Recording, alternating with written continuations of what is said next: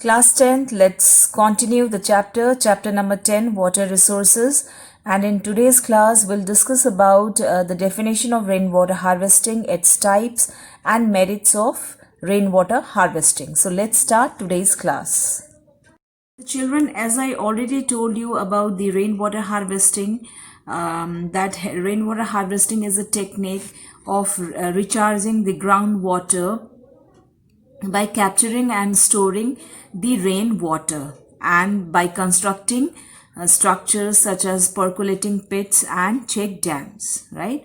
So rainwater harvesting is very, very important, and since time immemorial, this people have been using this method of water harvesting, right? People had in-depth knowledge of rainfall and soil types and developed wide-ranging techniques to harvest rainwater, groundwater, river water and flood water in keeping with the local ecological conditions and their water needs.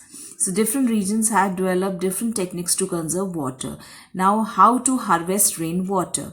The water which comes from the atmosphere, so that is your rainwater, and how to harvest, how to store that rainwater. So there are two ways of harvesting rainwater. Number one is surface runoff harvesting, and the second one is rooftop rainwater harvesting.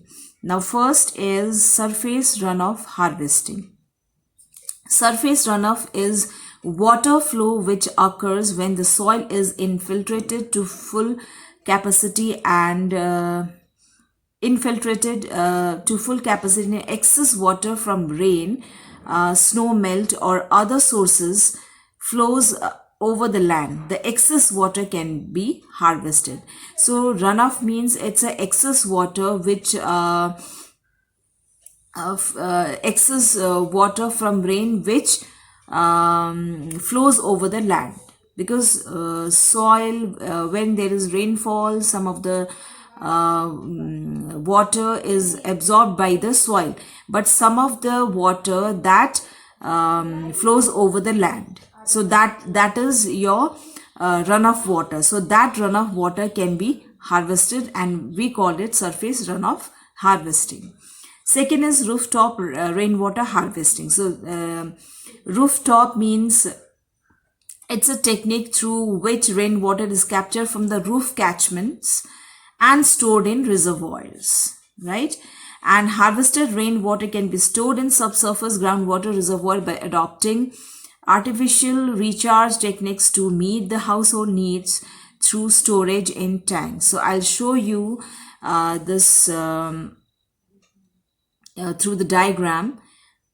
The main objective of rooftop rainwater harvesting is to make water available for the future use.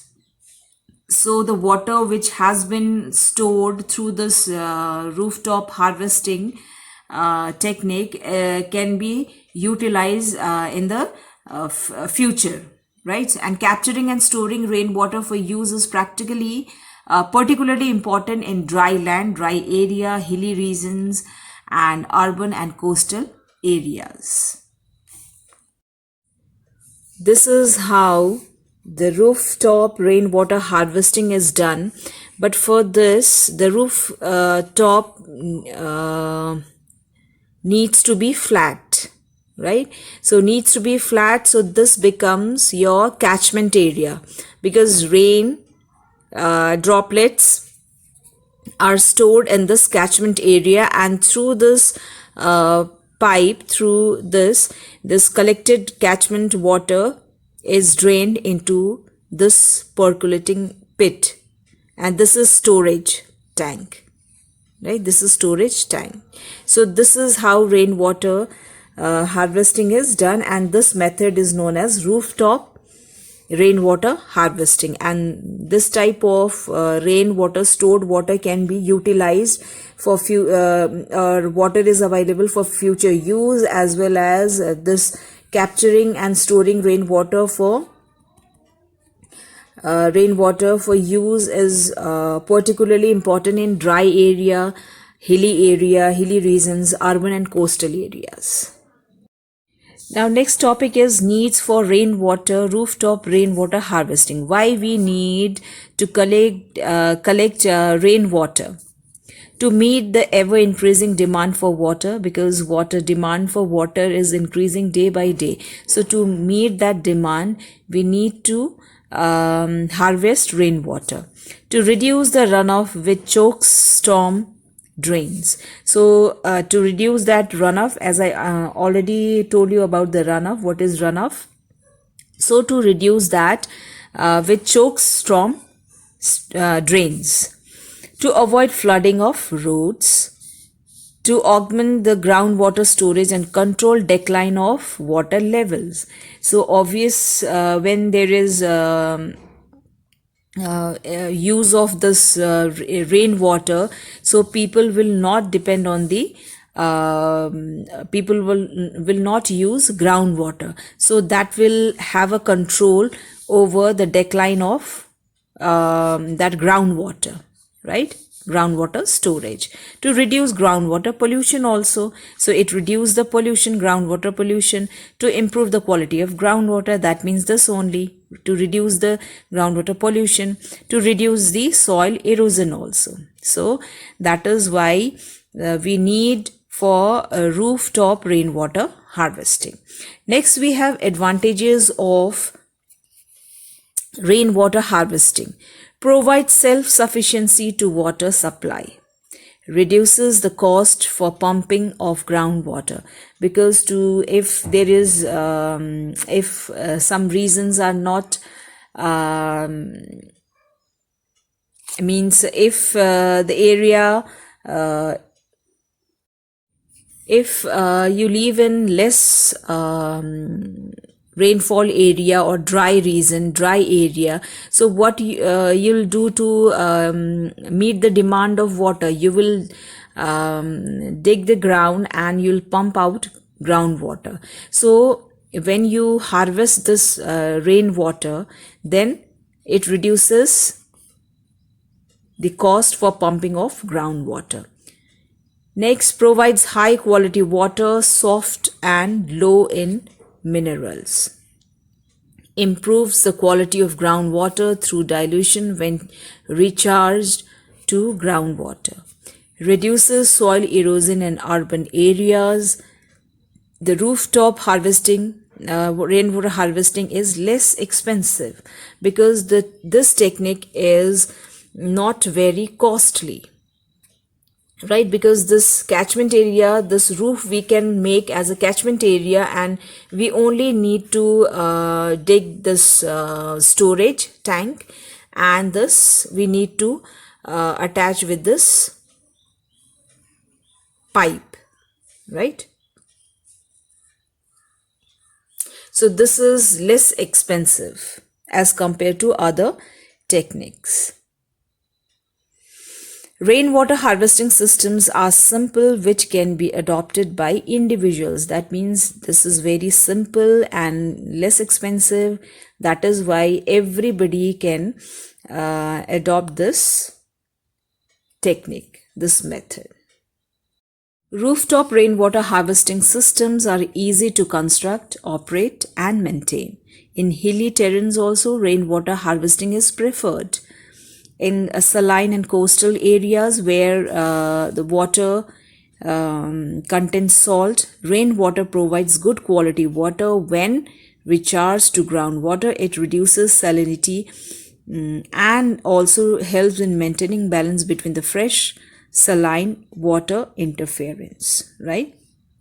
In Ireland, due to limited extent of freshwater aquifers, rainwater harvesting is the most preferred source of water for domestic use.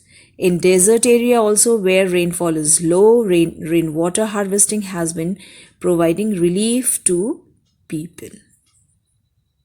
So there are various merits of this rainwater harvesting.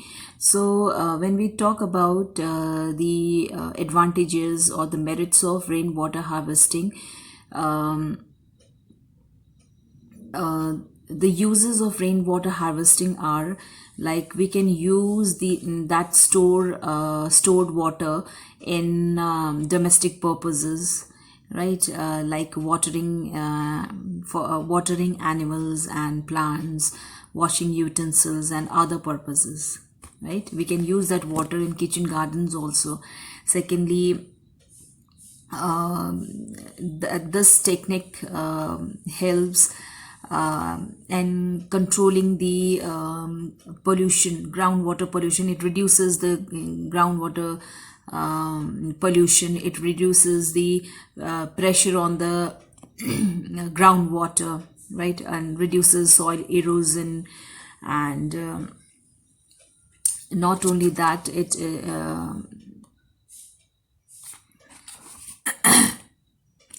reduces soil erosion, improves the quality of groundwater through dilution when recharged to groundwaters, and it is very easy to construct and not very expensive, very cheap, and very easy to operate and maintain also. That's why we need to encourage this technique, right?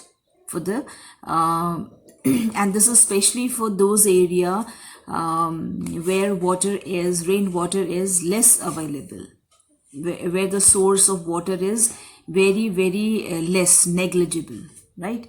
Now next is water scarcity and need for conservation of water resources. Okay, water scarcity means it's unavailable, or it's a lack of sufficient water resources to meet the demand of the people. So reasons could be many, like overpopulation, overutilization of water resources, and high demand for food grains, and industrializations, urbanizations, overutilizations, overpopulation. So all these are the factors responsible for water scarcity, right? So conservation is simply the planned protections and improvement and wise use of natural resources like water, right? So conservation means to conserve, to protect, to make improvement and wise use of natural resources like water. So that's a water conservation, right?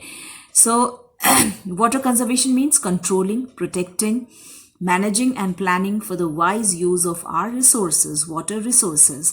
Number one, water is basic input in agriculture. So conservation of water is must for food security, because nowadays that the population is growing day by day, right? So population growth means high demand for food grains. So food grains that comes from agriculture, and agriculture is the basic input, right? So water is the basic input in agriculture. So water is need to be conserved. Clear? Second is water conservation is also important for the commercialization of agriculture. It is estimated that 15% of the worldwide water use is industry. Water uses major industrial users include power plants, which use water for cooling as the power sources, hydroelectrical plants, ore and oil refineries, which use water in chemical processes, and manufacturing plants, which use water as a solvent. So for this also, for industries also, we need water, because for cooling, for power plants, for hydroelectricity, what is needed? Water is needed, right? So we should conserve water. Conservation of water is also important because many regions of our country are facing water scarcity, that is lack of available water resources. Water tables are falling in several of the world's key farming regions, including North China Plain, which produces nearly 1/3 of China's grain harvest, in Punjab, which is India's breadbasket, and in the US Southern Great Plain, a leading grain producing region. So in some of the regions around the world or of the world which are leading grain producing regions, they are facing what? They are facing water scarcity, right? And population expansions means increasing number of people is the single biggest reason behind the increasing in pressure on water resources. Water consumption has almost doubled in the last 50 years, and naturally per capita availability of water has steadily decreased. So population is one of the reasons behind it, right? So population means more number of people. So more number of people means more utilization of that water sources available nearby, right? Overutilization of water resources. Industrial and agriculture related pollution is making water unfit for consumption and irrigation also. So industry, agriculture, both, water is basic input for both the field, industry and agriculture. So that related to pollution. Agriculture, industry means pollutions, right? So pollution is making water unfit for drinking as well as unfit for irrigation. The growing urbanization has also increased the pressure on available water resources. So urbanization means growing the towns and a village area, converting those village and town area into city area. So city area means more advanced, your malls, like malls, bridges, and your buildings. So that growing urbanization has also increased pressure on the available water resources. But to for the growth of urbanization, for the growth of that area, what is needed? Water is needed, right? The increased demand for fresh water is also augmenting the pressure on the environment and threatening the animal and fish species that thrive there. A recently released UN report echoes the gravity of the situation. It says the world's limited reserves of clean fresh water are dwindling fast. That means it's reducing fast, posing a serious threat to public health, political stability, and the environment. Okay, seeing this scenario, we can say that there could be the biggest problem regarding this unavailability of water, scarcity of water in the near future. So we should conserve water, right? And we should adopt such strategies, plannings, and policies so that we can reduce the misuse of fresh water, right? Because fresh water is really very limited. So here we have completed the chapter, and soon we'll start chapter number 14, transport. So I suggest you to read that chapter number 14 thoroughly. We'll soon revise that chapter, right children? So in the next video we'll revise that chapter number 14, transport. Till then, stay safe, stay healthy. Thank you.